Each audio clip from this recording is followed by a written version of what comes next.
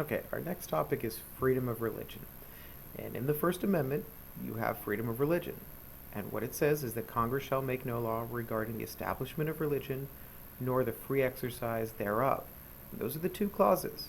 One about what the government can and cannot do as far as creating religion, and one in terms of what the government can and cannot do in terms of limiting your religious practice. So we'll start with the Establishment Clause. And what always comes up is the wall of separation, church and state. And it's important to understand that phrase is not in the Constitution. That's from the writings of Thomas Jefferson. But the court over the years has adopted at various times a belief system in this wall of separation. What you have is the court has evolved over time. There were times where they were all about separation, that there should be no connection between church and state. But now we see more of what's called an accommodationist view, that the court believes that you can accommodate religion. You can make certain accommodations for religious practices.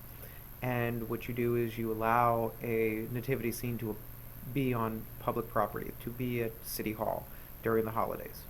You can expand that even further to what's referred to as a non-preferentialist approach, and that's where you would allow multiple displays of religion. That at that same City Hall, you'd have your nativity scene and a menorah.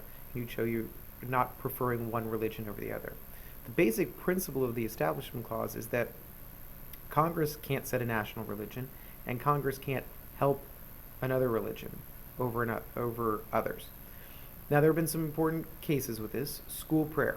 Anglo Vivatal was the first real big religious freedom test, and when the state tried to mandate prayer in school, the government stepped in, the court stepped in and said, no, that is a clear violation of the Establishment Clause. We got further clarity on the Establishment Clause with the Lemon Test. This is from the court case of Lemon v. Kurtzman. And the Lemon Test basically sets certain guidelines for the courts that if there is a non-secular purpose for the activity that government is supporting, if there's a religious purpose for the activity, government cannot be involved. If there is a promotion of one religion or the inhibiting of another religion in the activity, government cannot be involved. And if there is an excessive entanglement between government and religion, then the government cannot be involved. So we really look to those three standards when determining what activities the government can and cannot take when it comes to religion. On the other end of the spectrum, there's the Free Exercise Clause, that you are free to believe whatever you want. You can worship whatever deity you want. It's your actions that can be limited. And so when you look at what you can do and what you cannot do, you're very limited when it comes to religious practices for things that are against the law. So if the jurisdiction that you live in has laws, you cannot violate them and claim religious freedom. Now, there are two key court cases that stand out with that. Reynolds v. U.S. was about polygamy, and the court stepped in and said that it is against the law to have multiple wives or multiple husbands, and so you cannot claim a religious freedom for needing multiple spouses.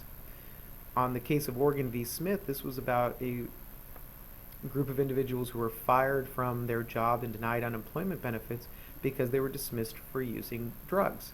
They were using peyote, which they claimed was part of a religious ceremony, and the Supreme Court said that because peyote was an illegal banned substance, they were justly fired and denied unemployment benefits. So again, you cannot break the law when it comes to religious freedom.